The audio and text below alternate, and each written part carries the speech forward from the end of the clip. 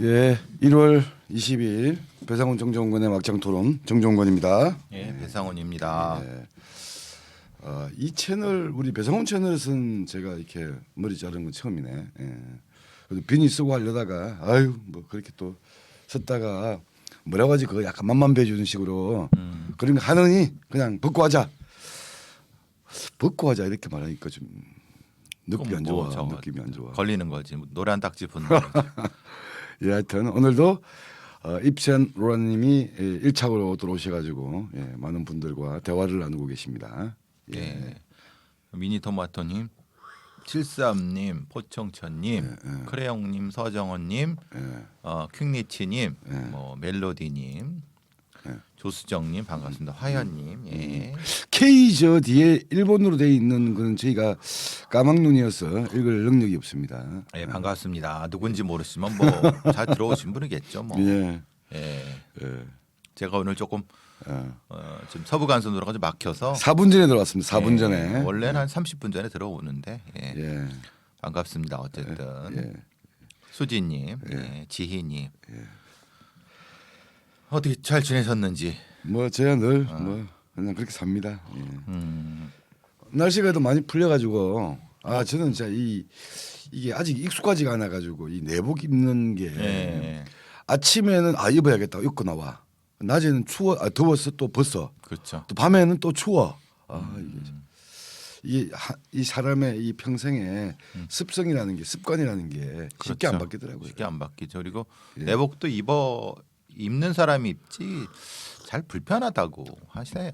예. 그러니까 이상한 사람이 스타일이 있더라고요. 저는 예를 들면 이 손목에 시계, 반지 이런 걸 못 차요. 저도 뭐 그런 건 안 해요. 그러니까 하면 이걸 좀 뭔가 그래도 나이도 들었으니까 시계도 좀 차고 다니고 이러려고 했는데 차고 딱 한 시간 정도 지나면 뭔가 이상해 답답해.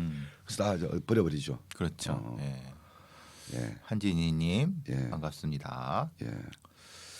예, 우리 서정원님 빵모자 세대도 많습니다. 맞습니다.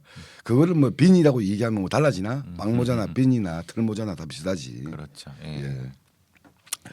자, 우리 뭐 다른 뭐 잡스러운 이야기 하실 거 없나? 뭐 특별한 건 없고요. 뭐 책 광고 한 번 더 하시죠. 이슬람사. 아유 안 가져왔어. 안 가졌어요. 어쨌든 예. 다시 한번 말씀드리지만 저희 편파 TV 붉은 오늘 채널에서 방송했었던 이슬람주의 전 역사에 대한 거를 저희가 출판사를 내서 새로 출간을 했다라는 이야기를 해드리겠습니다. 양경규 선생님이 예. 지으시고 예. 어쨌든 뭐 반갑습니다. 그러니까 어제는 우리 저희 금요일 날에 편파 TV는 촬영 기사 제가 오늘은 또 출연자. 또 2주일에 한 번씩 하는 붉은 오늘 내일도 또 출연자. 바쁩니다. 출연이 좋으세요? 저기 엔지니어가 좋으세요? 저는 뭐 닥친들 합니다. 저는 잡식성이어가지고. 그래요. 조금 더 이제 방송도 좀 출연 저기 청취자도 많아지면 더 좋은 프로그램도 많이 해요. 예. 알겠습니다. 자, 오늘의 우리 사건 사고와 시사 한번 다뤄보죠. 사건 사고 중에서는 제일 핫한 게 지금 한국에서 벌어진 일은 아니지만 이게 대형 이슈가 터진 거 아니에요? 네. 독일의 미넨 교구라는 말을 쓰는 건 당연히 카톨릭이라는 의미죠. 네. 이 독일의 미넨 교구에서 지난 한 70여 년간인가요? 74년간의 아동과 청소년을 포함한 497명, 500명. 그러니까 70년이니까 1년에 뭐 한 몇 명이라고 해야 되나? 한 10명은 안 되고 1년에 한 7, 8명 정도의 아동 청소년에 대한 성학대의 범죄는 여러 가지가 있겠죠. 그렇죠. 뭐 단순 성추행부터 성폭력까지 이런 것들이 있었다라고 하는 보고서가 공식적으로 나왔죠. 예. 이거 설명 좀 해주시죠. 아시다시피 이제 지금 프란시스코 교황 이전에 베네딕토 교황이 계셨습니다. 근데 문제는 이전에는 교황이 이제 돌아가시면 선종하시면 그 다음에 다음 교황을 이제 선출하는데 문제는 살아 있을 때 베네딕토 교황이 그만뒀어요. 뭐 이제 우리를 왕조 시대는 뭐 선이나 양위 같은 개념인데 그렇죠. 그때 이제 뭐 이제 공식적인 내용은 일종의 침해 같은 얘기를 했었는데 일부에서는 예. 뭔가 다른 이유가 있을 것이다라는 얘기를 했지만은 공식적으로는 그냥 묻혔어요. 네. 근데 문제는 지금 나온 민행교구의 74년간 497명의 성학대와 그 학대에 가담한 성직자, 그러니까 사제와 부제 포함해서 235명인데 하필 그거에 대한 책임이 그 교구의 베네딕토, 왜냐하면 베네딕토 교황이 원래 그 독일 사람이고 거기서 있었던 부분이었기 때문에 대주교로 재임했었기 때문에 혹시 그때 문제가 돼서 그만두게 되는 과정에서 자연스럽게 아니 이게 물러난 게 아니라 교회 내부에서 이게 일종의 그런 정리가 된 작업이 아니라는 그런 논란이 있었는데 그건 아직 확인되지 않았지만 하필 그 교구라는 거예요. 그게 공식 보고서가 밝혀진 거고 거기에 이제 60%가 497명의 60%가 6세에서 14세 사이 아동이라는 겁니다. 그리고 네. 사제가 173명, 부제가 9명. 예. 그리고 문제는 40명의 성직자는 그 뒤에도 목회 활동을 계속 이어갔다. 예. 그러니까 그게 밝혀진 이후에도 그중에 18명은 성범죄 전과가 있었다. 그러니까 도대체 독일의 교회, 카톨릭 교회가 유서 깊고 아주 오래됐는데 신성농화제국 그 이전부터겠죠. 도대체 이 사람들은 뭐 하는 사람들이냐. 이게 그러면 실제 이게 밝혀진 게 다냐. 이게 다냐. 더 많을 수도 있지 않느냐. 교황으로 재직했던 사람이 관련된 그 교구에 라고 하면은 오히려 줄인 게 아니냐. 이런 문제들이 계속 일파만파가 되고 있는 거예요. 예. 그렇죠. 아시다시피 이 내용은 여러분 스포트라이트라는 영화를 보셨을 겁니다. 예, 봤죠. 그게 딱 그 얘기입니다. 예. 근데 거기서 나오는 거 보시면 상당히 엽기적이죠. 거기에서 이제 그 카톨릭 그 신부가 굉장히 아이처럼 말을 하는 걸 들으셨을 겁니다. 실제 그렇습니다. 그러니까 성학대의 가해자가 사제 부제인데 그들의 정신 상태가 상당히 그 청소년 그러니까 아동 같은 정신 상태를 유지한다는 거예요. 근데 그게 왜 그러는가에 대한 심각한 어떤 연구가 진행되지 않고 그냥 퀘스천 마크로 묻혔죠. 그 스포트라이트라는 영화를 보시면은 그게 제가 무슨 말씀드리는지 아실 거고 굉장히 심각한 문제입니다. 그러니까 스포트라이트라는 영화가 보스턴 글로브라고 하는 지역 신문이 그렇죠. 이 사건을 취재를 하면서 예를 들면 보스턴 교구 더 나아가서는 보스턴에 속해 있는 매사추세츠 주의 어떤 가톨릭 지역 내의 아동 성추행 사건을 추적 보도한 거였죠. 네. 그래서 보스턴 글로브는 이거로 퓰리츠상도 받기도 네. 했고 이거를 영화화 시킨 게 스포트라이트인데 라이트라는 거죠. 이게 처음에는 일부에서는 미국에서는 약간 제한 개봉이 됐었다가 다시 전면 개봉이 되거든요. 워낙 교회가 반대가 심해서 그러니까요. 그러니까 이거는 지역을 이번에 미넨 교구의 이 성학대 사건 74년 1945년부터니까 이거는 그 언론의 취재가 아니야. 공식적인 가톨릭 교회의 의뢰를 받아서 법무법인이 조사를 한 거거든요. 이거 공신력이 훨씬 있기 때문에 그렇죠. 약간 더 충격이 있을 것 같아요. 그리고 그렇게까지 할 수밖에 없었던 내부의 사정도 그러니까 워낙 문제가 심각해서 이걸 외부에 맡기면 더 심각하게 이 문제가 된다. 가톨릭 교회가. 그래서 가톨릭 교회 자체에서 법무법인에 의뢰를 해서 공식적인 조사를 한 겁니다. 그럼에도 불구하고 497명이라고 한 건 이건 엄청나게 큰 문제죠. 연평균 아까 맞잖아요. 74년 동안에 거의 500명이니까 연평균 거의 한 8명 정도 그 미넨 교구 내에서 그런 일이 성직자에 의해서 벌어졌다는 거니까 큰 거죠. 다시 생각해 보시면은 74년을 역산해 보세요. 그러면 2020년이니까 1950년도부터예요. 1945년부터 그렇죠. 2019년까지 그러면은- 이를 조사한 거예요 일단. 그러면 이게 독일 패망 이후부터잖아요. 예. 이게 이제 나치 정권 이후부터인데도 이 정도라고 하면 이거는 사실 대단히 심각한 문제였을 수 있다는 거예요. 그리고 뭐 70년 전께 제대로 조사가 됐겠어요. 그러니까요. 그리고 이런 문제 가톨릭 내에서의 이제 이런 이제 워낙 이게 신부가 가지고 있는 잘 모르시는데 혹시 그거 아세요?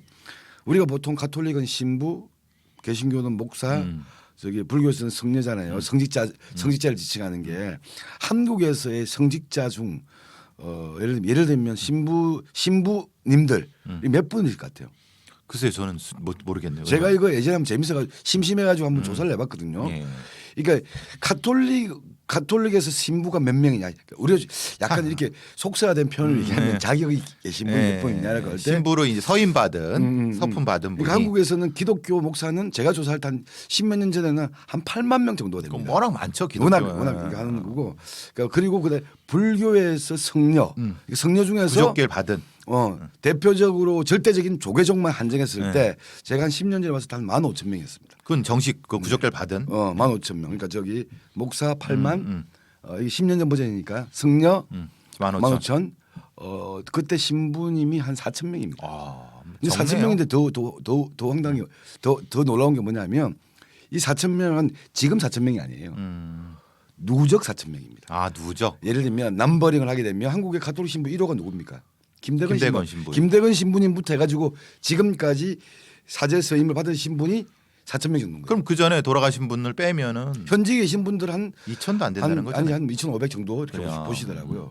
왜냐하면 제가 놀랬던 게 지금 그 한국 가톨릭에서 워낙 한국 가톨릭의 양심이라고 불리우시는 분이 문정현 신부, 문정현 그렇죠. 신부시잖아요. 예, 그렇죠. 그 위에 형님이 이제 문정현 신부님이신데 그죠. 문정현 신부님의 넘버링 이 제가 알고 있기로는 한 300분, 400분 돼요. 어우, 굉장히 순위가 높으시네요. 그러니까 70년대 아마 받으셨는데 네. 김대군으로 치면 얼마 안 된다는 겁니다.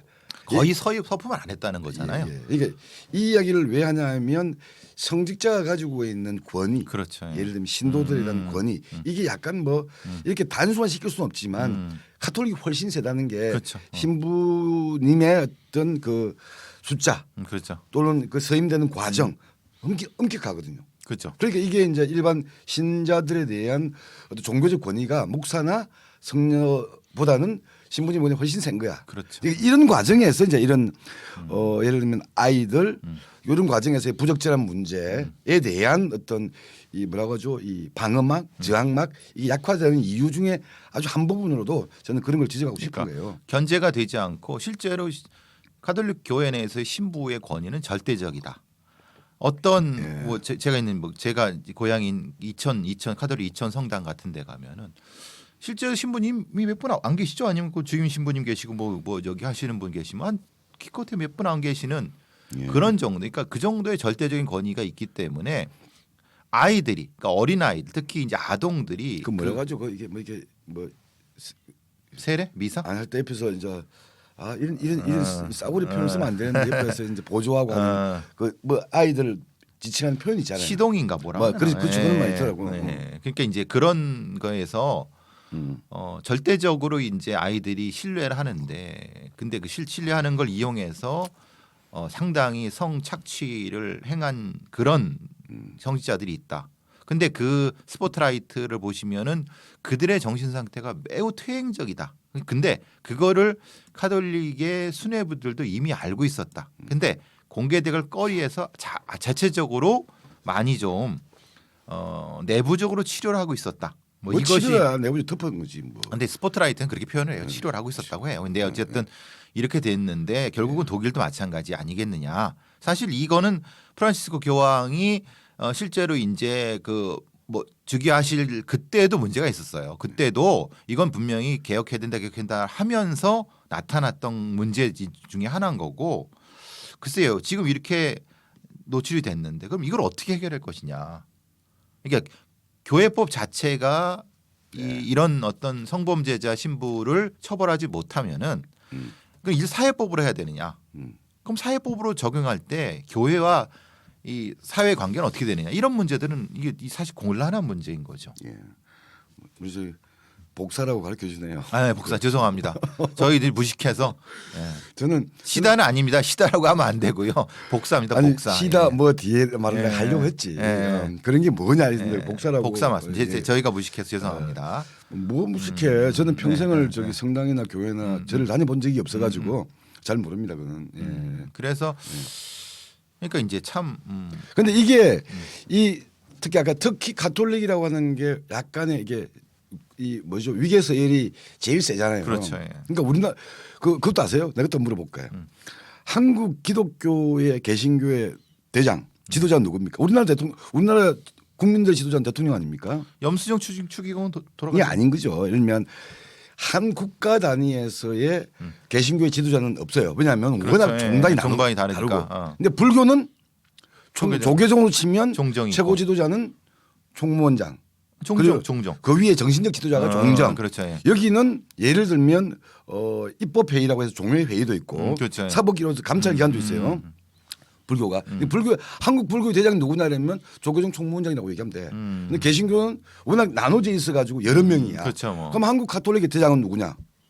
없어요. 한국 가톨릭 대장은 그런 자율권이 없습니다. 로마 교황이 최고죠. 임명하는 거. 거기에 지부일 뿐이지. 아. 이렇게 이런 세속적인 표현을 쓰면 안 되는데. 아니, 근데 어쨌든 예. 추기경들은 둘인가 있잖아요. 하나인가 둘인가 있잖아요.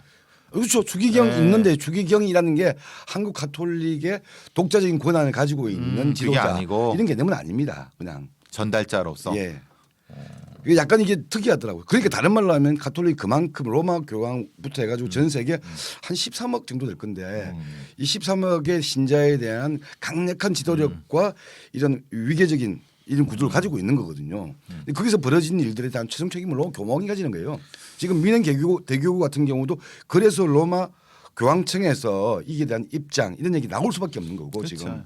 이게 사실 보스턴 대교구도 그렇지만 미네 대교구처럼 가톨릭 대교구에서도 메인이 있습니다. 메인. 그러니까 메인이 프랑스의 메인 그리고 뭐 독일의 이렇게 이탈리아 이렇게 메인들.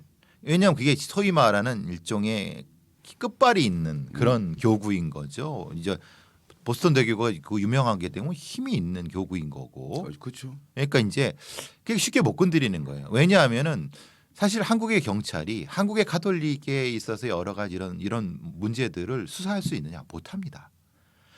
영장도 안 나올 뿐더러 접근도 안 돼요. 계좌도 추적을 못 해요. 그러니까 아니 하려면 하죠. 근데 영장을 청구하면 영장이 안 나오는 거니까 왜 교회라고 하는 물론 이제 이전에 여러 가지 가톨릭 교회가 좋은 일을 또 많이 해서 그런 어떤 것도 있었지만은 한국의 가톨릭 교회에도 분명히 문제가 있는데 거기에 대한 거를 물론 이 다양한 어떤 종교적인 문제에 대해 특히 이제 아시다시피 충주에서 벌어졌던 그 아이 죽음에 대한 부분을 수사를 들어가지도 못했습니다. 제가 무슨 말씀드리는지 아실 겁니다. 충주에서 벌어졌던 그 장애 아이가 죽은 문제를 저도 이제 그때 몇 번 뭐 검토도 하고 방송도 준비하고 그랬는데 진척이 안 돼요. 그러니까 이제 예를 들면은 이거를 어떻게 이제 접근해야 될 것인가? 그러면 말 그대로 이걸 그냥 자율권으로 놓고 말아야 될 것인가 아니면은 뭔가 타협책을 찾을 것인가? 글쎄 이건 지금 생각해 보세요. 한국 조계종 예. 지금도 이제 뭐 야단법석 어제 했었잖아요.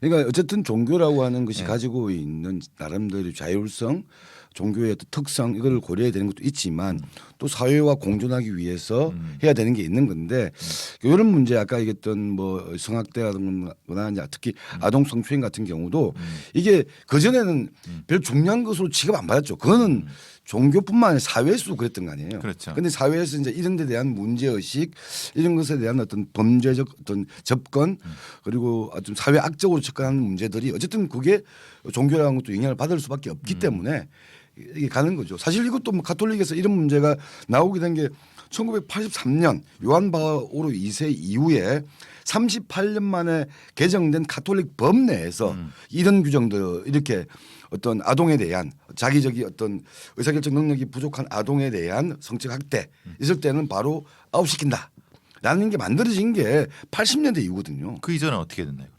그 이전에는 보스턴에서 얘기했던 대로 아무것도 없었던 내부에 거예요. 약간 좀 문제가 있으면 약간 얘를 배제한다거나 어디 저기 저 짱박아 둔다거나 뭐 이런 식으로 하면서 좀 그러니까 문제를 최소화시키려고 했겠죠. 그래서 제일 아시다시피 우리가 예전에 그거 기억나세요? 예전에 서진청 있었던데 그 베데스탄가 그게 그 청소년 뭐 하는 데가 있었어요. 그 지역에 도림 거기에. 그것도 카톨릭 시설이거든요. 예. 거기서도 문제가 많았어요. 카톨릭 청소년 일종의 보호 시설이었는데 예. 내부에서 문제가 그러니까 이걸 못 해갖고 사회적으로 문제가 됐었는데 사법권이 접근을 못했어요. 그래서 그냥 해산하고 말았어요. 그렇죠. 그런 문제가 많죠. 그런 문제. 그러니까 이거를 참 어려운 부분이에요. 특히 이제 이게 우리가 인식에 이제 개신교는 그래 워낙 나쁜 놈들이 많으니까 그냥 이 처벌도 많이 받고 뭐 이렇게 접근이 쉬운데 조계종이라는 카톨릭 같은 유서 깊은 종단들은 그만큼의 사회적 책임을 하고 있는가에 대한 심각한 반성이 필요할 거라고 좀 봅니다. 물론 그 사람들이 좋은 그 종단이 좋은 일도 훨씬 많이 했지만 근데 이렇게 있는 아주 적지만 이런 잘못된 부분은 무엇인가 좀 뭐 대책이 말을 조심해. 뭐 아주 적어. 일단 저 인디고님 스포트라이트는 영화 제목이고요. 네. 이게 이름 뭐죠? 그 마크 버팔로우라고 하는 헐크 이 친구가 이제 주연을 했던 영화 제목을 말하는 거고. 굉장히 유명한 영화입니다. 예, 예. 스포트라이트라고 한글로 치시고 포털에 치시면은 실제의 것을 나온 영화입니다. 실제로 실제 기사를 예. 사실을 극화한 영화입니다. 그러니까 종교가 가지고 있는 뭐 우리들에게 어떤 정신적 어려움에 대한 치유의 어떤 그런 소중한 역할들을 하고 있다는 것도 분명히 저는 존중합니다. 저는 종교를 믿지 않는 사람이지만 거기 있는데 그렇다고 해서 거기가 뭐 우리 옛날에 그런 게 있잖아요. 뭐 소도 예. 그러니까 지성시 되면서 성역화되고 자기들 내부에 모든 치해법권, 치해법권지대 이렇게 가는 문제는 또 아니다. 그 내부에서 그렇게 접근하게 되면 이런 문제 하나 터지게 되면 종교에 대한 또 환멸이 생기는데 종교라는 공동체 내에서도 선한 자와 여러 가지 좀 부족한 자들 이런 갈등들이 있을 거라고 보는 거고 그걸 또 걸러낼 수 있는 능력이 있을 때 종교가 권위를 갖는 거죠. 더 큰 사회적 권위를 갖는 거 아니냐 이런 생각이 들죠. 저는. 예.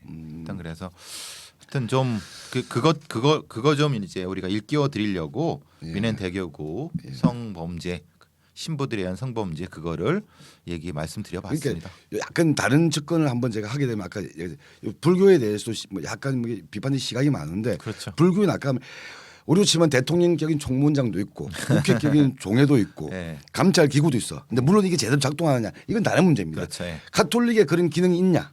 종교 내에서의 그 내에서도 아까 말했던 이런 견제와 이런 시스템이 있어야 될 거 아니에요. 그렇죠. 그러니까 거기는 그냥 위에 오다만 받고 이런 거냐? 이제 이런 문제에 대한 종교 내부의 그런 스스로를 좀 건강하게 만들어 나가는 시스템이 있느냐. 그래서 제일 어떻게 보면 약한 곳이 저는 카톨릭이라고 보죠. 그러니까 저도 그렇게 봐요. 대신 제일 권위가 있고 네. 제일 어떤 뭐라고 하죠? 좋은 일을 할 때도 상당히 영향을 미치죠. 그렇죠. 그러니까 한국에 사회복지 시설 있잖아요. 사회복지 시설을 보통 뭐 정부가 지경을 한다가 이런 경우가 아니라 위탁을 하잖아요. 그러니까 현재 한국에 있는 사회복지법인의 최대 위탁 기관이 어디냐면 10년 전에는 카톨릭이었습니다. 그렇죠. 예. 지금은 조계종입니다. 조계종입니다. 종교법인 중에서 지금 조계종 종단이 제일 많이 하고 있거든요. 그만큼 사회복지라고 하는 영역, 그러니까 세상과 사람들을 구원하고 돕고 하는 역할들을 종교가 하는 건 있지만 또 말씀하셨지만 그게 또 부작용도 있고 맞습니다. 소수의 부작용도 비리도 있으니까. 생기고 예. 거기다 뭐 여러 가지 성문제, 학대 문제 생기고 예. 사실 제가 조계종 종단에서 하는 사회복지시설에서 일했던 사람 아닙니까? 장애인 복지시설에서 조계종 종단 밑에 있는 우리나라 5대 사찰 밑에 있는 그러니까 초기에는 가톨릭 컸지만은 점차적으로 조계종이 이걸 확대해 갖고 가톨릭은 스스로 일정 정도 이 내부적인 감찰이나 이 정화를 못 해내면서 스스로 감당을 못 해내면서 무너져 버린 거예요. 예. 이 사회적인 부분을 그러니까 어떻게 보면 포기한 거죠 가톨릭은. 물론 자기들이 포기했다고 하지는 않지만 아까 제가 말씀드린 그게 베데스탄가 뭔가 거기도 그렇고 충주구 시설도 그렇고 지금 예전 뭐 십몇 년부터 문제가 됐던 시설들이 몇 있습니다. 근데 그 문제가 굉장히 심각했습니다. 근데 그 두 개 모두 사법권이 접근 못 해갖고 스스로 그냥 해소돼 버리는 상태였던 거예요. 예, 하여튼 뭐 종교의 어떤 선한 기능들을 믿는 사람으로서 근데 너무 이렇게 성역화되어서는 안 된다. 그게 무슨 어떤 종교가 되든 이런 걸 다시 한번 깨우쳐주게 되는 사건이라는 생각이 들고요. 예. 그 조계종의 호법부 스님들은 그게 호법부가 그건가요? 그게 호법부가 사법부예요. 너 무섭게 생겼어. 그래서 호법부 스님들은 아니 종교 비한 아닙니다. 예. 넘어가시죠. 예. 하여튼 뭐 기독교 계통에 뭐 정광훈 목사 같은 사람이 있다고 해가지고 기독교 전체가 또 매도되어서는 그렇죠. 안 똑같습니다. 되듯이. 예. 그러나 그런 사람들에 대한 어떤 내부적인 견제 이런 것들이 또 없으면 원래 종교라는 게 그잖아요. 종교라는 게 영적 권위자에 대한 사실 어떤 뭐라고 하죠. 이게 피드백이 약한 구조가 좀 있는 거니까. 그렇죠. 예. 예. 어떤 우리가 한번 고민해봤으면 좋겠다. 예. 그래서 한 번 더 얘기하게 되면 그런 구조를 다루고 있는 게 이슬람주의라고 하는 저희가 냈던 책입니다. 책이다. 이게 똑같은 거예요. 이슬람주의도 선한 종교입니다. 근데 그 내에서 어떤 극단적인 흐름들이 왜 이렇게 확대되어 나갔는가에 대한 이야기인 거고. 그렇죠. 예. 거기에도 한국의 그리스도교 내에서 가톨릭과 개신교로 크게 나눠지듯이 이슬람에서도 이제 시아파와 수니파가 나눠지는 게 있고 그 내에서의 갈등들도 또 그 있는 내에서도 또 극단주의자가 있고 예, 뭐 그런 거죠. 자, 오랜만에 무신론자 종교로 근처도 가보지 않은 사람으로서 안부 얘기를 좀 했고요. 네. 우리 새로 들어오신 분 예. 송님, 박동현님, 예. 나정님 예, 오셨습니다. 예. 자, 두 번째 얘기는 지난주에 우리가 중대재해처벌법 이게 1월 27일부터 다음 주. 예, 시행이 되는데 그때 얘기를 하면서 요새 그 중대재해처벌법 시행을 앞두고 대기업 재벌기업의 오너들에게 영업과 비즈니스를 하고 있는 로펌들의 어떤 전략을 얘기를 장난질 치고 했어요. 있다. 근데 그 시행을 앞두고 또 한 측면에서 뭐냐면 요새 갑자기 채용 금진이 이렇게 많아진다면서요. 그러니까 금진, 건강 상태. 그렇죠. 옛날에는 원래 채용할 때 제일 중요한 게 무슨 뭐 직무 능력이나 성적이나 이런 게 제일 우선순위였잖아요. 근데 이제는 재벌들이나 아니면 기업들 큰 기업들이 그러니까 중대기업처벌법에 들어가는 기업들이 검진에서 꼼꼼히 본다. 물론 꼼꼼히 봐야 될 부분은 있겠지만 너무 꼼꼼히 본다. 그러니까 필요 이상으로. 왜냐 병력이 있거나 아니면은 특히 이제 뭐 이런 거 있지 않습니까? 뇌질환이라든가 심장질환. 근데 인간은 어느 정도까지의 질환을 가지고 있을 수 있습니다. 그게 일하는데 어떤 걸 장애만 안 되면 그건 그 기준을 적용하는 것은 일종의 차별이거든요. 그것도 역시. 근데 지금 이 중대기업처벌법을 앞두고 이건 저희가 얘기한 게 아니라 김현주 이대 목동병원 직업환경의학과 교수님 이화 건강검진센터장님이 경제신문에 아니 이거 저기 저 기사의 사설 그러니까 칼럼으로 쓰신 분이에요. 왜 그렇게 건강지면 이제 꼼꼼히 하게 되는가에 대한 분석을 하셨는데 아 이게 혹시 중대기업처벌법에 그걸 피하기 위한 건 꼼수 아니냐 이 얘기죠. 말을 또 이렇게 점잖게 하시죠. 쉽게 얘기하면 채용을 했는데 비리비리하네. 약간 병 있는 애 채용을 했다가 얘가 갑자기 큰 일이 생긴다가 다치게 되면 이것도 중대재해 다는 거 아니냐. 그렇죠. 예. 이런 얄팍한 생각인데 그건 중대재해처벌법이라는 게 원래 가지고 있는 질환 문제가 아니잖아요. 그렇죠. 예. 예를 들면 과로사, 화학물질 무슨 이런 배출 사고, 가습기 살균기 같은 일, 뭐 이런 일에 의해서 벌어진 어떤 사상 사고에 대한 문제이지 본인이 갖고 있었던 뭐 질환 자체가 당뇨가 있었는데 당뇨가 악화돼서 좀 안타까운 일이 벌어졌어. 이게 중대재해처벌법 관계가 없는 건데 하여튼 잔머리를 걸러 굽는다니까. 그러니까요. 관련은 없는데 기업가들 입장에서 기업주의 입장에서 조금 이제 그 뇌질환의 가능성이 있는 애를 이렇게 했다가 그 일에 좀 투입했는데 과로사하게 돼버리면은 아니면 뭐가 그러면서 걸리면은 자기들이 깜빵 갈까봐 그러니까 차라리 그렇게 신경 쓰는 동안 작업 환경을 좀 더 건강하게 만드는 게 낫지 않느냐. 네. 이게 이제 아니, 우리가 그러니까 하는 한국에서의 과로사의 기준이라고 하는 것은 건강한 사람도 작업 환경 노동 조건 또는 노동 어떤 이 강도에 의해서 못 버티고 벌어지는 사고잖아요. 그렇죠. 이 과로사는 그래서 본인의 질환 여부와는 좀 약간 별개의 문제야. 그렇죠. 본인의 질환으로 인해서 일이 벌어졌을 때 그걸 책임을 왜 어떻게 물어요. 그렇죠. 본인 질환인데. 그래서 과로사 같은 경우는 지금 50대 이하가 거의 한 60% 70%예요.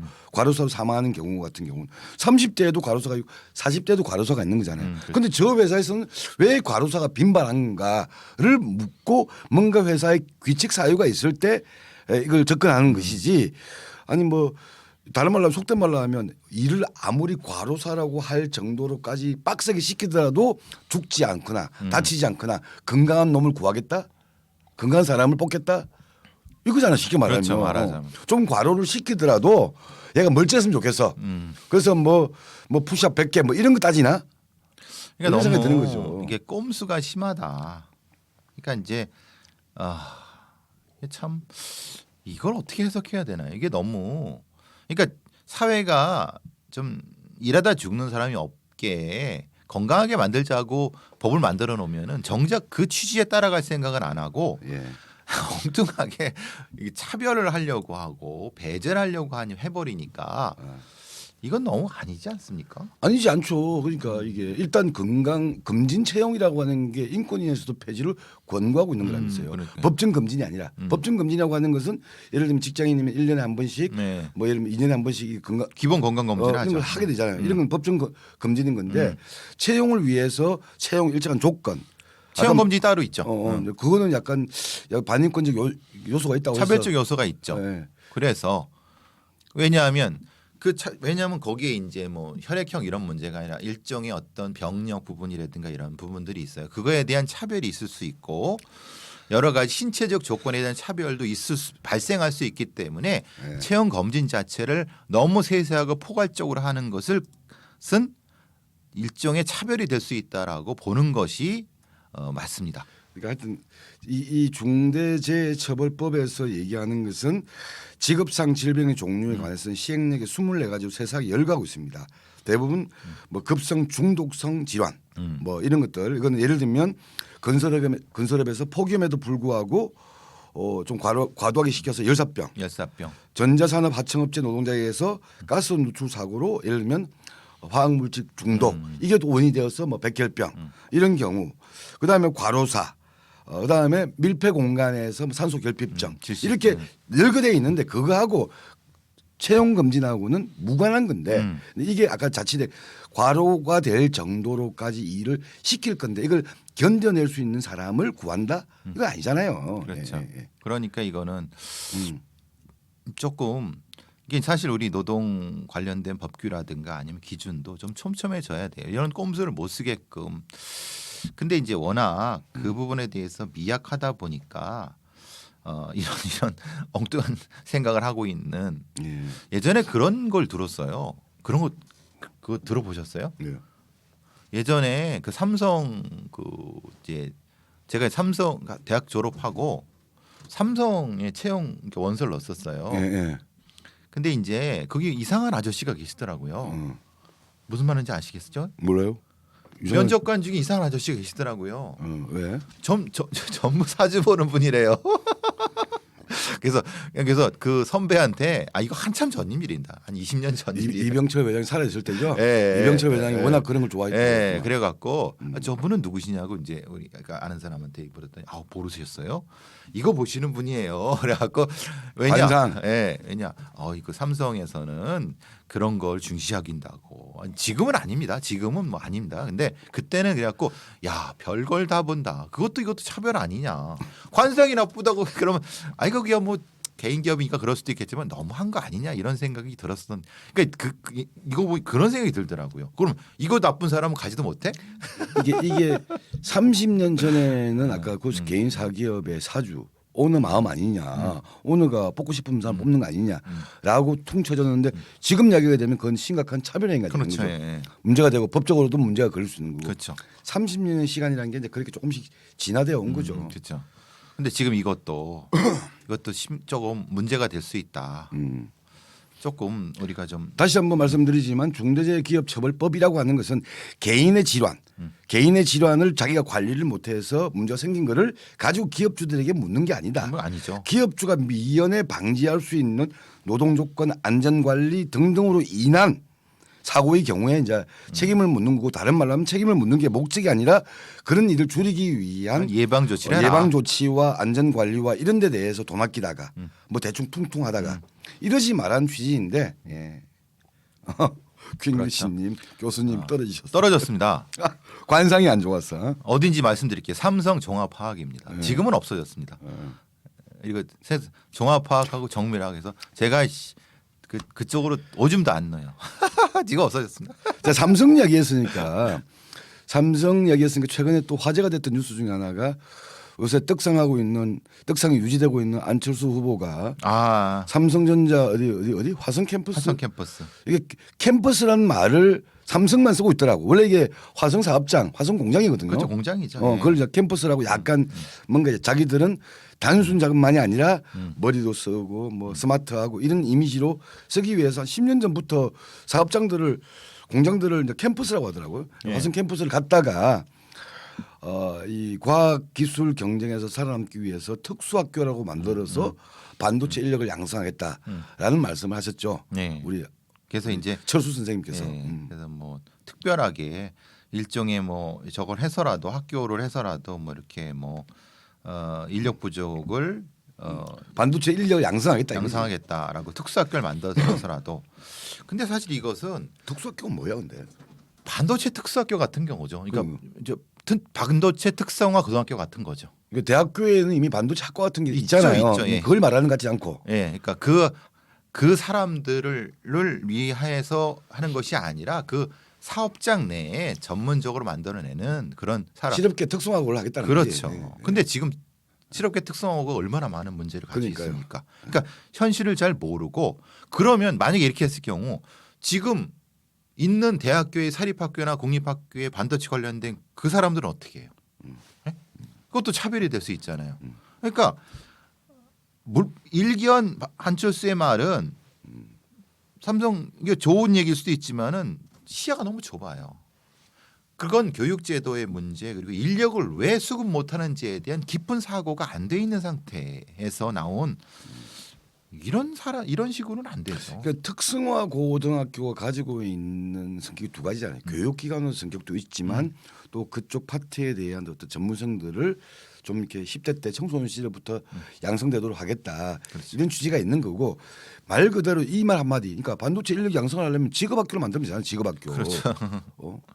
그렇죠. 그리고 그 직업학교의 상당수를 대학에서 많은 돈을 들이고 우리 국가 예산으로 그 과를 지금 많이 만들어내서 양성하고 있어요. 예. 거기서 수급할 생각을 해야지. 그렇지 않습니까? 아니 그렇죠. 아니 단순 그 기술이 필요하게 되면 직업학교 또는 직업학원도 있어요. 그렇죠. 아시겠지만 80년대에서는 원래 이 용접공을 기르기 위한 직업학교, 직업학원들도 많았거든. 그러니까 이 우리 철수 선생님께서 워낙 과학기술 얘기하다가 좀 많이 자기 본인이 이과 출신이라고 그런 얘기 하시는데 막 지르시는 것 같아요. 너무 나가는 것 같아요. 왜냐면 이거는 예. 대통령의 이 교육관이라든가 인력관은 상당히 중요한 거기 때문에 이거는 조금 생각을 하시고 내부의 정책팀에서 하시고 하셨으면 좋겠다는 생각이 들어요. 지금 아시다시피 아주대학교 그리고 그 근처에 있는 그 삼성 근처에 있는 대학교의 반도체 학과라 이런 데에서도 상당히 많은 인력들이 배출되고 있습니다. 그들을 정형화해서 쓰면 되잖아요. 네? 그게 순서지. 네. 그렇지 않습니까? 근데 하여튼. 현장에서는 정작 쓸 인력이 없다라고 삼성에서 얘기를 하면은 왜 그럼 거기서 발출되는 사람들이 거기를 못 갈까? 아니면 이런 구조가 왜 안 될까라는 그 구조적 고민을 해야죠. 왜냐하면 삼성이 흔히 말하는 문호조 경영 아니면 여러 가지 이 배타적인 부분 뭐 여러 가지 부분에 대해서 반성을 하고 조금 효과적으로 바꿀 수 있는 것이 먼저가 되고 그 다음이 돼야 되는데 이거는 필요하니까 그냥 니네 그냥 특수학교 만들어줄게 이거는 선호가 잘못된 거죠. 예, 그렇죠. 요 사건 사고 연도라고 시사는 한 두 가지만 얘기해 봅시다. 시사는 어쨌든 공수처하고 진중권인데 공수처 1년 됐죠? 어제가 1년이죠. 어제 1월 21일이 그러니까 공수처 1주년이었는데 뭐 조촐하게 자기들끼리 내부 행사만 했더라고요. 출범할 때는 뭐 법무부 장관부터 쫙 했는데 지금도 최근에 또 공수처 네 이분들 진짜 최근에 또 검사가 관련되었던 사건들이 고발되어 가지고 수사를 하다가 결국 6개월 동안 수사하다가 검사와 관련된 거니까 우리 공수처가 담당하는 게 맞잖아요. 결국 다시 검찰로 이첩했다면서요. 검찰에서 이첩한 거를 6개월 동안 묵혔다가 다시 이첩을 한 거죠. 네. 성폭력 범죄 피해자 신상을 노출한 혐의로 공수처에 고발되었던 현직 검사 사건 반년간 고발인 조사도 없이 검토만 하다가 다시 검찰로 넘겼다. 안 했다는 거예요. 예. 그러니까 이제 정작 자기들이 뭘 해야 되는지를 모르고 있는 사람들이다. 그럼 사실 이 독자적인 기소권이 필요 없는 조희연 사건은 왜 해요? 그거는 그러니까 검찰이 하도록 하는 게 낫지. 공수처가 기소권한이 있는 게 검사, 판사, 경관까지 네. 이상의 경찰이잖아요. 그렇죠. 근데 1년 동안 여기에 대해서 기소한 게 하나도 있습니까? 하나 없죠. 한 건도 없죠. 없죠. 나머지 이름 조희연 교육관 같은 건은 기소권은 없어. 근데 기소를 권고하는 식으로 검찰한테 이첩할 수는 있잖아요. 그렇죠. 그런데 그거는 굳이 자기들이 할 필요 없는 거예요. 왜냐하면 아니 검찰 인력이 더 많고 더 오랫동안 했으면 검찰에게 하게 되는데 만만한 조 의원을 건드리고 조 의원이 실제로 뭐 죄가 있는지 없는지 모르는 건 재판해 보여야 되는 건데 실제로 공수처를 만든 기본적인 목적은 검사 판사 경무관 이상의 부패 비리를 수사하라고 만든 거 아닙니까? 그런데 공수처 1호 사건은 기소 권한이 없는 조현 사건이고 그럼 그렇다. 오케이. 검사 1호 사건 이규원 검사 사건이잖아요. 그렇죠. 윤중천 그 네. 면담 허위 조사 뭐 보고서 이 문제인데 이것도 결국 다시 검찰 돌려주잖아. 그러니까요. 그럼 공수처 1년 동안에 기소한 사건은 없는 거죠. 한 건도 없는 거죠. 그렇죠. 그러고 무슨 국민들한테 신뢰를 바라느냐. 그러다가 국민들한테 신뢰가 아니라 국민들한테 자꾸 이제 뉴스글 제공해 주는 거는 이성윤 지검장 무슨 황제 조사 뭐 이런 거고. 그러니까 이 그다음에 통신 자료 조회 뭐 이런 거. 공수처들이 너무 겉멋만 들었다는 느낌이 들어요. 저는 그런 느낌이 들어. 그러니까 저는 공수처가 필요하다고 생각해요. 그런데 지금도 여전히 유효합니까? 예, 필요하다고 생각하는데 음. 근데 지금 방식은 아니에요. 너무 겉멋만 들었어. 그러니까 진짜 필요한 거에 집중하는 실력이 있는 공수처가 되려고 하면은 지금 방식으로 안 되죠. 그리고 너무 김진욱 처장 차장이 정치만 하려고 하는 것 같아요. 그래서 오죽했으면은 이 공수처를 없애자는 얘기도 나오고 윤석열 같은 사람은 아예 한마디도 안 하고 무슨 얘기를 하냐면 인적 쇄신 얘기예요. 사람만 다 바꾸겠다는 얘기예요. 공수처 없애자는 얘기 안 해요. 공수처 없애자는 얘기는 우리 안철수가 하잖아요. 안철수가 하고 그러면 사실 윤석열이 했어야 되는 건데 윤석열은 안 해요. 금태섭은 공수처 없애자는 얘기를 했는데 금태섭은 이미 김종인하고 날아가 버렸잖아요. 윤석열은 자기가 잡으면 공수처를 인적 쇄신하겠다고 하는 거예요. 아니 그러니까 저도 요새는 아니 공수처가 필요한가? 공수처의 취지가 고위공직자 범죄를 처벌하기 위한 특수기구로서의 성격 앤드 기소독 정권을 가지고 있었던 검찰에 대한 견제 기능 그렇죠. 두 가지인데 이 두 가지 다 하고 있냐? 할 수 있냐? 공수처가 아니면 이건 불가능하냐?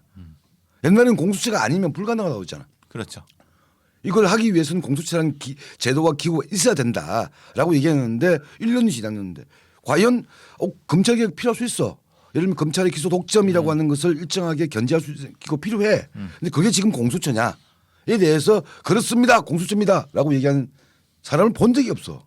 이제 그걸 지금 이제 지금 여당의 일부 그 좀 저 과격주의자들이 일부 있고 이 지금 이재명 후보도 사실은 조금 비껴나갔어요. 그래서 독일식의 기소 법정주의로 주장을 해요.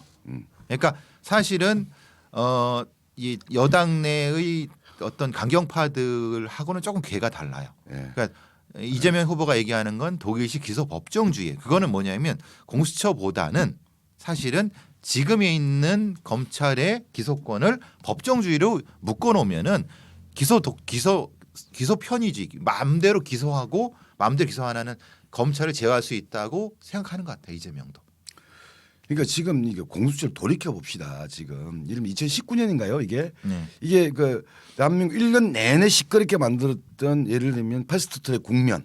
그러니까 2019년이면 조국 사태도 2019년 아니에요? 네, 그렇죠. 예. 그러니까 2019년을 시끄럽게 했던 거는 여름에 조국 사태가 벌어지면서 확정이 됐어. 그런데 2019년 초부터는 뭐냐면 패스트트랙으로 공수처 법안과 선거법 개정 이 두 가지 법안 여기에 대해서 국힘은 반대하고 개기면서 배제 너 빠져 그러면서 민주당이 주도하고 정의당도 여기에 같이 손을 얹어서 진행했던 게 공수처 법안과 그 선거법 개정으로 1년 내내 시끄럽잖아요. 정치개혁해서 지금에 있는 연동형, 정의당의 그 심상정 대표가 개혁위원장을 하면서 위원장을 했죠. 하면서 이렇게 하다가 뒤통수 맞고 뭐 이렇게 선거가 되고 뭐 이게 그 흐름이잖아요. 그러니까 그거로 1년 내내 시끄러웠어. 그렇죠. 그리고 이건 내내 이것으로 이런 개혁적 조치, 정치개혁, 선거법 개혁, 검찰개혁, 공수처법을 반대하는 국힘은 수구보수 반동이야. 그리고 이렇게 1년에 시끄럽게 진행해왔던 그새 귀결, 선거법 결국 걸레가 되었어. 그리고 위성정당 만들어지면서 그냥 완전히 없는 이만 못한 최악이 되어버렸어요. 지금 공수처. 검찰개혁 상징했더니 공수처 출범이고 나서 좀 공수처의 의미는 그래도 있습니다라고 얘기하는 사람을 잘 들어본 적이 없어요. 근데 이것에 대한 평가와 반성은 없어요. 그러니까요. 너무한 거 아니냐 이거죠. 제가 항상 이 지금 문재인 정권이라든가 이런 분들한테 비판적인 이유는 뭘 했으면 객관적인 평가를 해라. 남 탓하지 말고 먼저. 그렇죠. 예. 그게 국민들한테 신뢰를 주는 길이다. 뭘 하면은 거기에 대한 평가.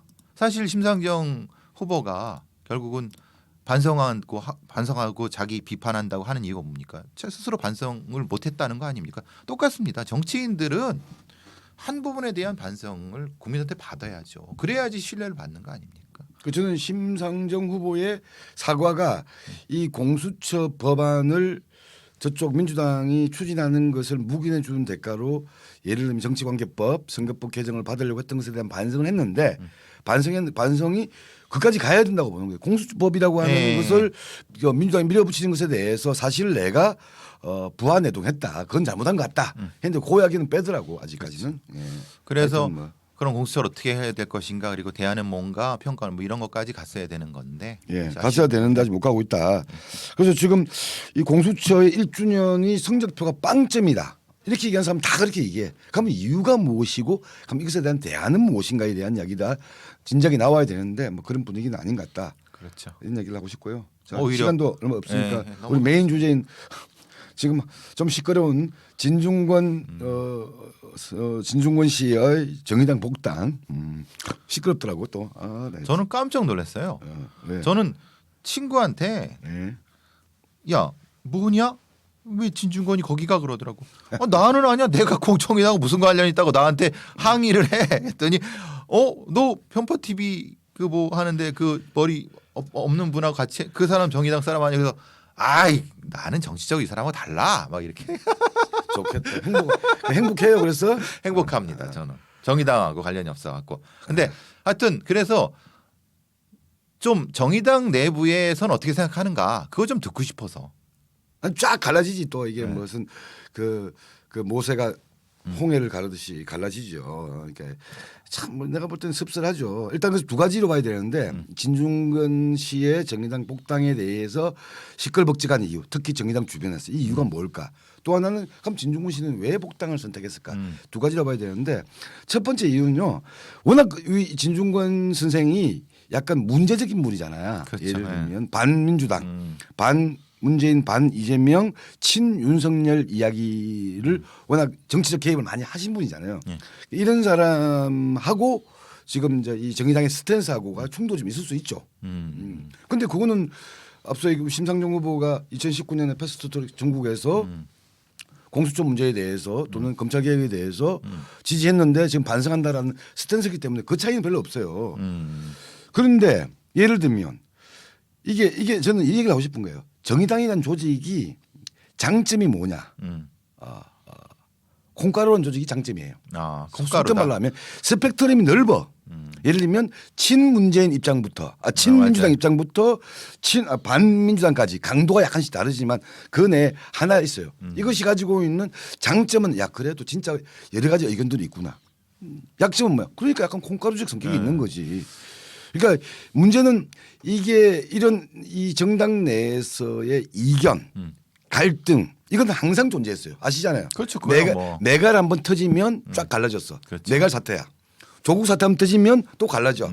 친조국 반조국이 정의당 내에서 시끄러워. 그렇죠. 또 그다음에 무슨 검찰 개혁, 선거법 이런 이슈가 대형 이슈가 터지게 되면 민주당 지지층에 가까운 사람들과 반대성의 사람들이 항상 시끄러워요. 진중권도 마찬가지인데 그런데 저는 정당 내에서 이견은 늘 존재하는 거다. 중요한 것은 이견과 갈등을 관리할 능력이 있는 거냐.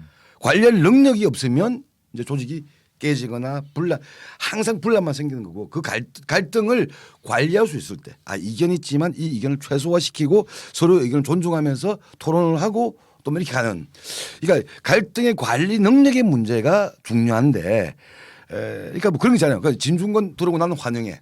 누구는 비난해. 그럼 너는 이 경우는 어떻게 생각해? 저 경우 케이스 바이 케이스로 하게 되면 입장 차이가 나는 게 많거든요. 그러니까 갈등과 이견의 관리 능력이라는 문제에서 접근해야 될 것 같다. 저는 이렇게 봅니다. 첫 번째 문제에 대해서. 왜냐하면 지난번에 우리 방송할 때 한번 그런 얘기 했었잖아요. 저번에 심상정 후보에 대한 정신 분석한다고 김어준이 생소해가지고 무슨 뭐 해가지고 그래서 정의당에서 결론을 뭘 내렸습니까? 뭐라 그랬죠? 김어준 방송 뉴스공장에 대한 출연 안 출연 한다. 보이콧을 결정했잖아요. 그런데 지금도 나가고 있는 분이 계시잖아요. 정의당 전 부대표이신 분이 누구죠? 한모 씨라고 있어요. 그분이 지금도 나가서 하고 있어요. 나가서 거의 그쪽에 이거 하고 있어 열심히. 예를 들면 친민주당 스탠스를 이건 별로 안 시끄러워. 또 오히려. 그럼 내가 야 진중권 케이스에 대해서 오케이 비판할 의견이 있을 수 있어. 그럼 이 케이스는 어떨래? 이렇게 물어볼 일들이 무궁무진한 거예요. 그러니까 이견과 갈등들은 존재하는 건데 이번 경우는 예를 들면 진중권은 환영하고 저 경우는 비판하고 이런 문제가 아니라 갈등과 이견을 어떻게 관리할 것이냐 이런 문제. 복당이 불어될 수도 있나요? 하자가 없으면 불어가 될 이유가 없죠. 하자가 있으면 불어가 되겠지. 무슨 특별한 하자가 있으면 범법자이거나 뭐 이런 거 있잖아. 범법자이거나 이럴 경우에는 하자가 있는 거지. 근데 또 아니 당원들이 싫어한다고 복당을 안 하기 싫죠. 그러니까 그러지 말라는 거예요. 그럼 싫어하는 사람이고 좋아하는 사람이고 항상 끈끈마다 이거 입장들 약간 다를 수 있다. 그런데 이 입장에 동의하지 않으면 너는 안 돼. 이런 건 없다는 거예요. 당 규상 그런 건 없다. 근데 이제 항상 그게 평화롭게 조용히 공존하다가 하나 이슈가 크게 터지면 이게 이제 내전이 되는 거지. 그래서 이런 사항들을 잘 관리를 못하면 어떻게 되냐? 민주노동자처럼 분당이 되는 거예요. 저는 사실 정의당이 이렇게 이제 서로 모래알 같은데 이렇게 붙어 있는 거 보면 참 신기해서. 그런 것도 있죠. 그리고 있고 그다음 또 하나는 뭐 어쨌든 전 이런 걸 보면서 역시 그 약간 이런 스펙트럼 친민주당, 비민주당, 반민주당 이런 칼라 그것을 관통하는 진보의 지향과 가치와 이게 원칙이 무엇인가에 대한 컨센서스가 아직은 약하구나. 그런데 이번 사태를 보면서 느끼는 거는 역시 그 범진보라고 불리우는 진보 정당 내에서도 민주당 친화적인 입장에 대해서는 비교적 관대해요. 비판을 하더라도 비판은 해. 근데 관대해. 근데 민주당에 대해서 비판의 강도가 크면 클수록 약간 더 예민해. 이런 게 있는 것 같다는 생각이 드는 거죠. 그래서 이제 진중권 그 사람도 그렇다는 얘기죠. 그 진중권에 대해서 왜 난리를 치는지 모르겠어 내가 볼 때. 그러면 야 진중권은 뭔가 당직을 가진 사람도 아니야. 아까 그냥 평당원이죠. 한모 부대표와 같이 뭐 전직 당 대표단 이런도 아니야. 그건 저하고 비슷한 사람이에요. 똑같은 사람. 평당원이야. 평당원의 스탠스에 대해서 왜 이렇게 시끄러운지를 모르겠고 시끄러운 거는 아까 정치적 민주당에 대해 강한 이 비판과 반대의 입장에 대한 예민한 반응일 수 있겠다. 그런데 아까 얘기했던 민주당 친화적으로 이 사람이 정의당 당원인지 민주당 당원인지 헷갈리는 사람들도 제법 있거든요. 그렇죠. 주요 인사들 중에서. 근데 별로 조용해. 관대해. 음. 저는 웃기는 꼬라지라고 생각하는 거죠. 그분들은 민주당으로 가시지 왜 정의당에 계신지 모르겠어요. 아니 그렇다고 해서 가라고 내가 등 떠밀 수는 없잖아요. 그런 문제가 좀 있는 거고. 하여튼 그래서 그러면 어쨌든 복당은 이제 되실 거고. 복당 되겠죠. 뭐 특별 과제가 없으면. 그래서 그러면 이제 그 안에서의 여러 가지 페미니즘의 문제라든가 노동의 문제에 대해서 적극적으로 SNS 정치를 하실 텐데 진중권 선생님. 아니 정종건 평당원도 이런 데 와서 자기 발언하잖아요. 근데 진중권 선생님께서 하실 텐데 그거를 또 언론이 그대로 이제 따옴표 저널리즘에서 쓸 거란 말이에요. 네, 정의당원 진중권은 이렇게 생각한다 갖고 또 폭격을 할 수도 있고. 네. 그러니까 그런 것을 관리할 능력이 있으면 되겠죠. 근데 그걸 못 관리할 것 같은데. 근데 그거는 사실 당원들의 정치 활동과 정치적 입장들을 이렇게 딱 야 카트라인까지 예를 들면 대표단, 의원단 이런 분들 당론의 중요한 이런 경우에 있어서는 이제 좀 엄격하게 적용해야겠죠. 그거는 규율의 문제도 접근할 수 있는데 당원 한 명 한 명에서까지 그렇게 하게 되면 폭탄 터지지. 예를 들면. 하여튼 좀 그래요. 근데 하여튼 뭐 진중권 선생의 여러 가지 그 비판이라든 의견들도 뭐 민주사회에서 충분히 토론되고 논쟁될 수 있는데 그냥 지금처럼 평시민으로 계시지 왜 정의당에 들어오시는가? 전 일단 그게 궁금했어요. 아니 일단 진중권은 정치적인 사람입니다. 그러니까 정치에 대한 중요성, 시민의 권리로서 정치에 대해서 발언하고 개입해야 된다. 물론 공직자거나 당권 이걸 중요한 게 아니고 한 명의 평범한 민주주의국가의 시민으로서 정치에 대한 발언하는 것은 권리다라는 생각을 가지고 계시는 분이고 그 스탠스가 리버럴 자유주의자로서 신진중권 기본적인 스탠스예요. 근데 이분이 언제부터 발언을 세게 하기 시작했냐? 그거 조국 사태잖아요. 조국 사태죠. 조국 사태를 보면서 이 개별 케이스에 대한 비판을 넘어서서 보니까 그 전에는 자유주의 정당으로 봤던 민주당이 이게 마탱이가 가고 있네. 근데 이게 보니까 조국 사태 그다음에 뭐 금태섭 제명 내로남불 이런 걸 보면서 이거는 386 정치인들 586 정치인들의 어떤 구조적인 문제인 것 같다. 이렇게 나와주면 이게 망가진다. 그럼 이거를 쳐라 세게. 그게 자유주의라서 제가 볼 때는 민주당을 비판하는 것이 자유주의의 변질 왜곡을 막는 거라고 보는데 근데 정의당의 힘을 가지고 그걸 개입을 하려고 했는데 정의당이 그런 스탠스였나? 애매하게 이제. 친민주당 스탠스였잖아. 그렇죠. 패스트트랙 같이 올라타고 조국 때 지지를 인정하고 그러니까 이 진중권한테는 정의당을 통해서 발언하는 것보다 그냥 직접 발언하는 것이 더 효과적이라고 봤던 거고 그 과정에서 누구한테서 약간 동맹의 느낌을 받았냐? 윤석열한테 받은 거야. 왜? 윤석열은 반조국의 직접적 당사자였으니까. 그리고 박근혜 때 이런 걸 보면서 야 윤석열은 보수주의자이지만 적어도 타락한 자유주의자보다는 낫겠다라고 하면서 일정하게 공생관계 내지는 약간 지원해주는 관계를 가졌던 거 아니냐. 그런데 이분이 보수주의로 전향하거나 국힘의 지지자가 된 건 아니라고 저는 보는 거예요.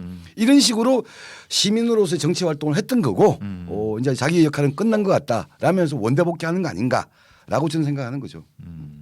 그렇군요. 우리 수재 후보님이 정의당이 안 돼 보여서 모르겠어요. 저는 그거는 무슨 말씀인지. 아니 뭐 정의당이 완전 찌그러들고 있는 이런 상황. 그리고 여전히 뭐 친노동, 기후 위기, 그다음에 이게 페미니즘 주제에 대한 나름대로의 이게 이 블로킹을 하는 세력으로서의 의미는 있는데 너무 이게 양쪽에서 존재감이 사라지는 것에 대한 짠한 마음도 있었겠죠. 사실 그 정의당 내에 친민주당 인사들이 좀 있죠. 응? 정의당 내 친민주당 인사들이 좀 있죠.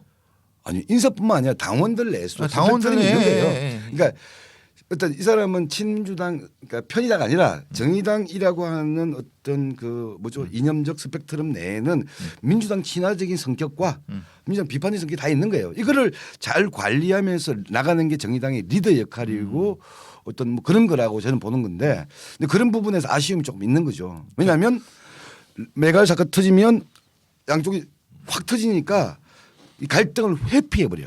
그렇죠. 그런 것들이 있죠. 그러니까 갈등은 관리돼야 되고 해야 되지 갈등을 회피한다고 해가지고 해결되는 건 절대 아니거든요. 그렇죠.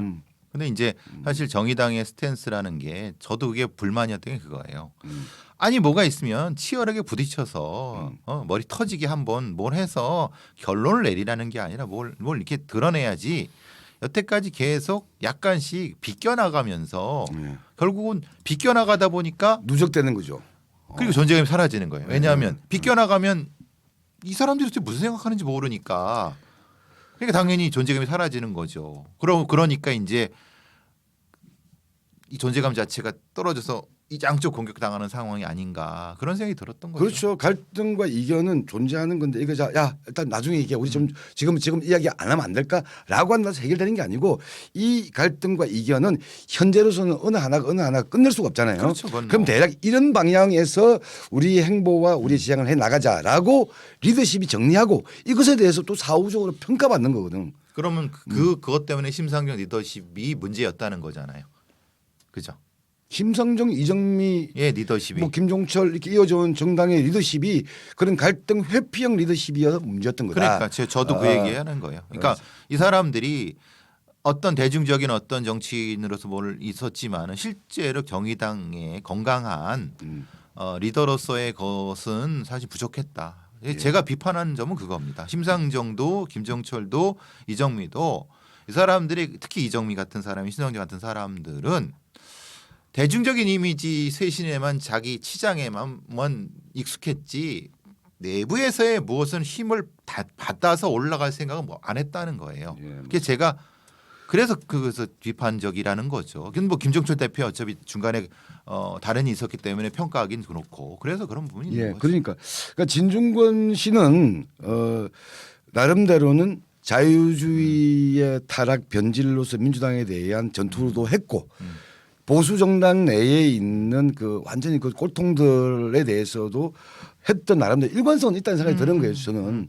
이제 예를 들면 이준석이라든가 뭐 완전 그 대구 TK 토호들하고의 갈등들을 하면서 상대적으로 그러니까 윤석열 친화적인 입장들은 가지고 있었지만 진중권이 아까 이 그런 뭐 국힘 지지자가 된다거나 윤석열 뭐 완전 뭐 지지자로 이렇게 간 건 아니었다. 자유주의자로서의 자신의 판단에 근거한 나름대로 정치 활동을 한 거였다고 나는 보는 거죠. 정의당은 그런 어떤 예.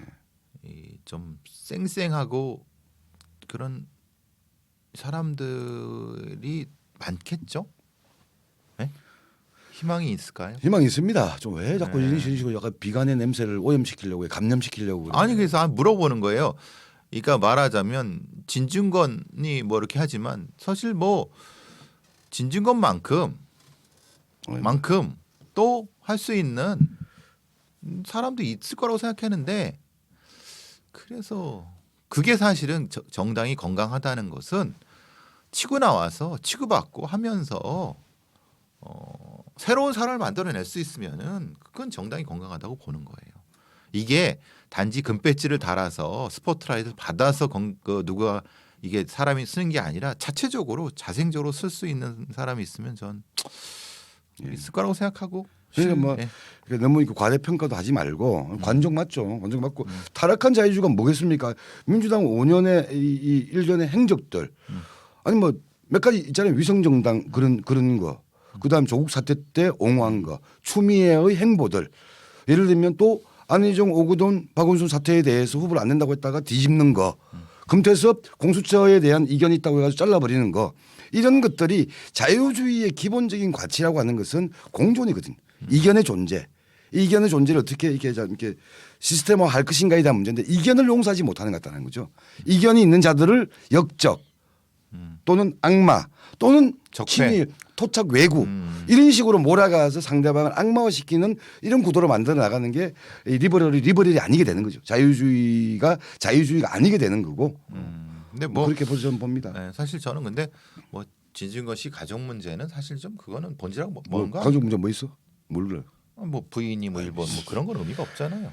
그잖아요. 당연한 그런 거. 그냥 누가 말씀을 하시길래 예, 그런 거는 예. 정치적 의견하고 다른 거죠. 예. 아유, 그러니까 뭐, 예. 진중권이란 사람의 그 정치적 의견과 정치적 행태에 대한 비판은 해도 되고 해야 되는 거지만은 그게 가족에 대한 문제는 이거하고 다른 부분이죠. 그러니까 그럼에도 불구하고 민주당 내에서 예를 들면 그런 자유주의의 가치를 지키려고 하는 사람들이 있다고 저는 생각합니다. 저는 대표적으로 이상민 의원 같은 사람들도 있다고 보는 거고 저기 만 국힘 내에서도 저 또라이 완전 이 수구 보수 꼴통 뭐 유신 때부터 해왔던 애들이 헤게모니를 장악하고는 있지만 그 내부에서도 좀 정상적이고 그도 정신줄 잡고 있는 사람이 있을 수 있다고 저는 보는 거죠. 근데 민주당 무조건 우리 편, 저쪽은 무조건 악마와 거꾸로 또 반대편 이거는 아닌 것 같다는 생각을 저는 좀 하고 있죠. 네. 이 정도만 말씀드리겠습니다. 우리 진중권 씨의 정의당 내에서의 또 여러 가지 예.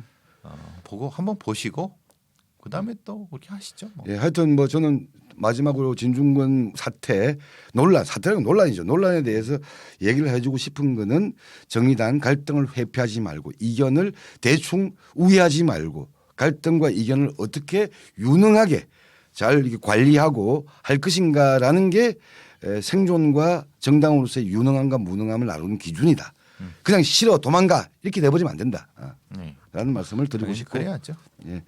자, 오늘 마무리하시죠. 예. 마무리하고 저는 기술적으로 좀 가겠습니다. 예. 하여튼 한 주 주말 좋은 주말 되십시오. 좋은 주말 되시고 이번 다음 주는 날이 그 영상으로 다 올라간다고 하네요. 다행히 또 설 전주라서 다행이고 우리 저기 어떻게 할 거예요? 다음 주 토요일은 화요일 날 예. 어쨌든 예. 즐거운 주말 되세요. 10,000명 구독 부탁드려요. 10,000명으로 가는 길에 꼭 함께해 주시기 바랍니다.